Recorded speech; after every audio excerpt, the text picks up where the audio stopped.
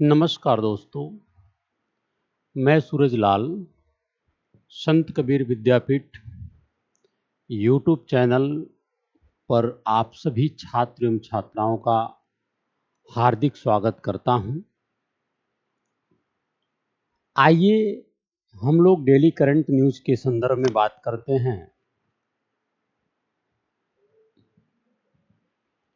आज का टॉपिक है जो करंट में चर्चा का प्रमुख विषय था कि लेटरल एंट्री के बारे में।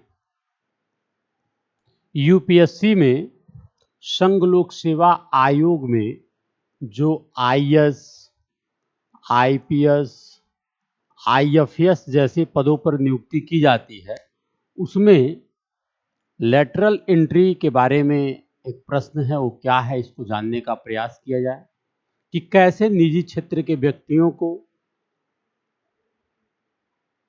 भारतीय प्रशासनिक सेवा के प्रमुख पदों, संयुक्त सचिव के पदों पर रखा जाएगा, उसके बारे में चर्चा का विषय है। थोड़ा सा हम लोग परिचय जानते हैं कि लेटरल एंट्री के बारे में क्या है ये। देखिए, लेटरल एंट्री से तात्पर्य सरकार के बाहर से व्यक्तियों को सीधे मध्य स्तर और वरिष्ठ स्तर के पदों पर नियुक्त करने की प्रक्रिया है। जैसे हमने बताया, संयुक्त सचिव, ठीक है, नियुक्त करने की एक प्रक्रिया है। यह डोमेन विशिष्ट विशेषज्ञता और नए दृष्टिकोण लाकर शासन में सुधार लाने का प्रयास करता है। जैसे जो निजी क्षेत्र में विशिष्ट योग्यता, विशिष्ट विशेषता रखते हैं, ऐसे व्यक्तियों को रखकर शासन में सुधार लाने का प्रयास करता है। इन लेटरल एंट्रीज में व्यक्तियों को 3 वर्ष के अनुबंध, कॉन्ट्रैक्ट बेसिस पे 3 वर्ष के अनुबंध पर नियुक्त किया जाता है, जिसे अधिकतम 5 वर्ष तक बढ़ाया जा सकता है।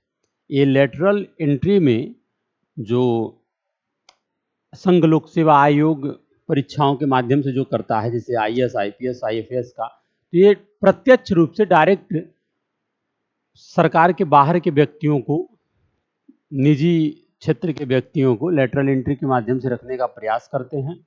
इसमें अनुबंध 3 वर्ष के तौर पर, लेकिन अधिकतम 5 वर्ष के लिए बढ़ाया जा सकता है। ठीक है। इस लेटरल एंट्री की उत्पत्ति कब हुई, इसके बारे में भी जानकारी रख लें कि इसकी उत्पत्ति कब हुई। इसकी अवधारणा जो है, लेटरल एंट्री की अवधारणा पहली बार वर्ष 2004 और 9 के दौरान पेश की गई थी और वर्ष 2005 में स्थापित द्वितीय प्रशासनिक सुधार आयोग एआरसी द्वारा इसका दृढ़ता से समर्थन किया गया था। लेटरल एंट्री जो है, इसकी शुरुआत 2004 से है, लेकिन 2005 में इसको द्वितीय प्रशासनिक सुधार आयोग के द्वारा इसका दृढ़ता से समर्थन किया गया था। और बाद में नए कौशल और दृष्टिकोण लाने के लिए, इसे वर्ष 2017 में नीति आयोग द्वारा प्रस्तावित किया गया था। नीति आयोग जो एक आयोग है जो देश में प्लानिंग से संबंधित, योजना से संबंधित कार्य करता है, तो इस आयोग के द्वारा 2017 में प्रस्तावित किया गया था। पुनः नीति आयोग ने अपने एजेंडे, 3 वर्षीय कार्य एजेंडा तथा शासन पर सचिवों के क्षेत्रीय समूह द्वारा मध्यम एवं वरिष्ठ प्रबंधन स्तर पर कार्मिकों की भर्ती के संबंध में केंद्र सरकार को सिफारिश किया था। ये नीति आयोग जो है, केंद्र सरकार में जो है, केंद्र स्तर पर कार्मिकों की भर्ती के लिए सिफारिश किया था। ये है इसका इतिहास। अच्छा, अब प्रकरण है कि लेटरल एंट्री में किस व्यक्ति को हम रखते हैं, कैसे व्यक्ति को रखते हैं। ठीक है, अब इसके बारे में भी चर्चा कर लिया जाए। देखिए, पात्रता क्या है, पात्रता क्या है, पात्रता क्या है।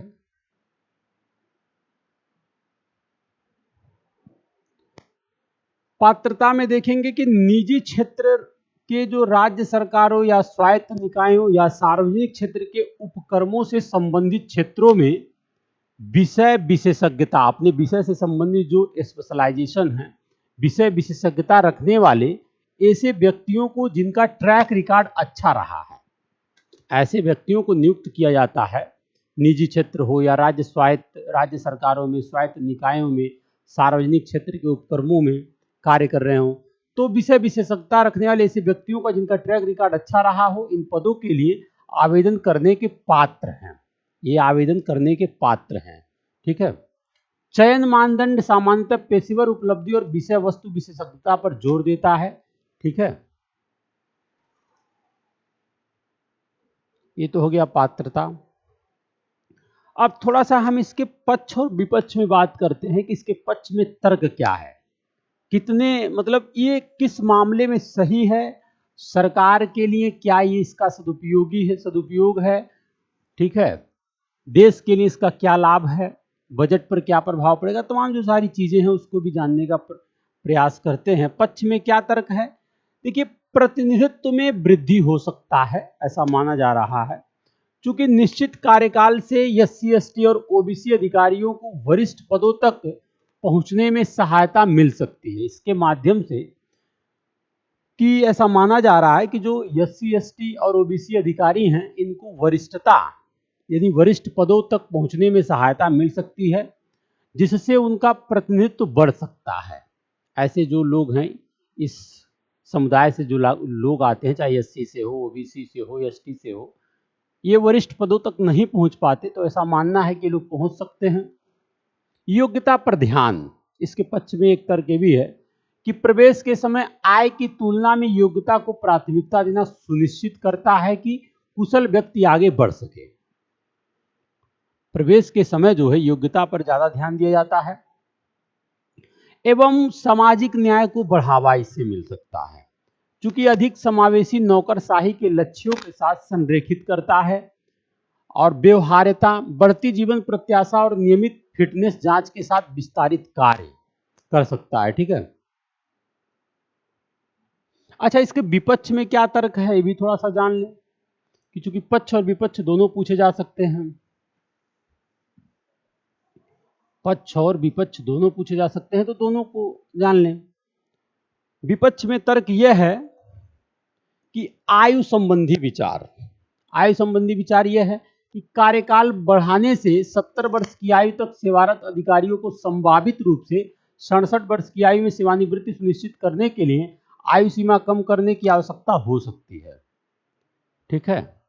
ऐसा माना जा रहा है कि जो आयु से संबंधित चिंताएं हैं, कि जो आयु का एक एज होता है कि इसको 70 वर्ष तक या 67 वर्ष तक सेवानिवृत्त की आयु, तो उसको कम करना, जैसे अगर 70 वर्ष है तो सेवानिवृत्त की आयु, तो इसे हो सकता है कम करना पड़ जाए, इसको 67 वर्ष की आयु में करना पड़ जाए, ऐसा आवश्यकता पड़ सकता है। ठीक है। एक विपक्ष में है, एक नकारात्मक विचारधारा के रूप में है ये। परिवर्तन का प्रतिरोध, ऐसा माना जा रहा है कि पारंपरिक वरिष्ठता आधारित प्रणाली बहुत मजबूत है और परिवर्तनों को कड़े विरोध का सामना करना पड़ सकता है। ये जो परिवर्तन हो रहा है, जैसे जो अन्य वरिष्ठ अधिकारी कार्य कर रहे हैं, जो पारंपरिक रूप से परीक्षाओं के माध्यम से अपने पद पे कार्य कर रहे हैं, उनके संदर्भ में ऐसा बताया जा रहा है कि जो है पारंपरिक वरिष्ठता आधारित प्रणाली बहुत मजबूत है, जिसकी वजह से इनको विरोध का सामना करना पड़ सकता है। राजनीतिक मुद्दे भी हैं इसमें कि निश्चित कार्यकाल को योग्यता आधारित पदोन्नति को कम करने के रूप में देखा जा सकता है और इससे आयु, अनुभव एवं प्रदर्शन पर बहस छिड़ सकता है। यह भी एक विपक्ष की भावना है और नकारात्मक विचारधारा जो इंपॉर्टेंट है। ठीक है। तो ये रहा इसके बारे में, जो लेटरल एंट्री है इसके बारे में आप जाने क्या चीजें हैं, कैसे हैं। ठीक है। एवं नेक्स्ट करंट अफेयर और क्या है,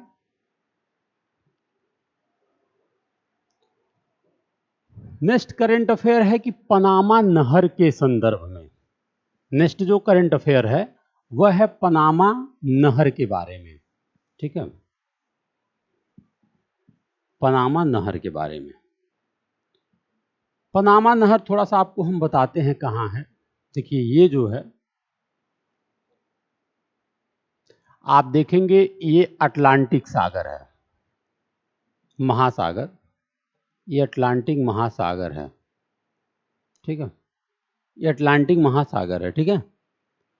अब ये अटलांटिक महासागर है, अब इस अटलांटिक महासागर में आप देखेंगे ये आपका पैसिफिक ओशियन है, प्रशांत महासागर है, इनके बीच ये जो आप देख रहे हैं ये, यहीं से पनामा नहर निकाला गया है, पनामा नहर जो है यहीं से निकाला गया है, ठीक है।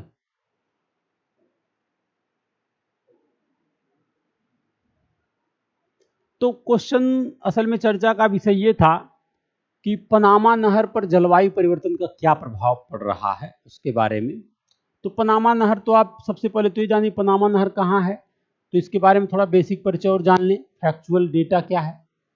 देखिए पनामा नहर यह पनामा में 42 किलोमीटर लंबा एक आर्टिफिशियल जलमार्ग है, जो आपको हमने बताया है, ऐसे ये जो है ऐसे काटा गया है और ये स्थल खंड को काट करके नहर बनाया गया है, जो कि कितना है 42 किलोमीटर लंबा है, एक कृत्रिम जलमार्ग है जो अटलांटिक महासागर को प्रशांत महासागर से जोड़ने का कार्य करता है, दोनों सागरों को, दोनों महासागरों को जोड़ने का कार्य करता है। यह समुद्री व्यापार के लिए एक मार्ग है, इससे न्यूयॉर्क और सैन फ्रांसिस्को के बीच की यात्रा में लगभग 12,600 किलोमीटर की कमी आती है, ठीक है, 12,600 किलोमीटर की कमी आती है। ये हो गया इसके बारे में, ये आपने चित्र देखा। पनामा स्थल संधि जो है, स्थल को जो जोड़ा गया है, पनामा स्थल संधि उत्तर और दक्षिण अमेरिकी महाद्वीपों को जोड़ती है और प्रशांत तथा अटलांटिक महासागरों को अलग करती है, ये बात आपको हमने बताया है, ठीक है। अच्छा, विश्व की कुछ अन्य भी नहरें हैं कि जिसके बारे में आपको जानना चाहिए, जैसे स्वेज नहर।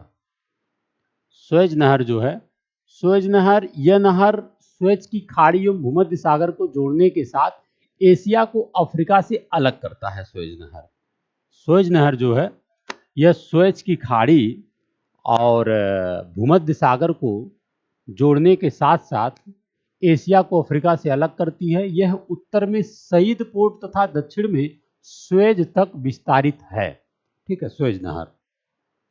यह एशिया को अफ्रीका महाद्वीप से अलग करने के साथ यूरोप एवं हिंद महासागर तथा पश्चिमी प्रशांत महासागर के आसपास के क्षेत्रों के बीच सबसे छोटा समुद्री मार्ग है स्वेज नहर, ठीक है। इसी प्रकार कील नहर भी है, यह बाल्टिक सागर को उत्तरी सागर से जोड़ती है। कील नहर जो है बाल्टिक सागर को उत्तरी सागर से जोड़ती है। ये थोड़ा सा नहरों के बारे में चर्चा में था क्वेश्चन, तो इसे भी आप ध्यान रखेंगे, ठीक है। जय हिंद साथियों।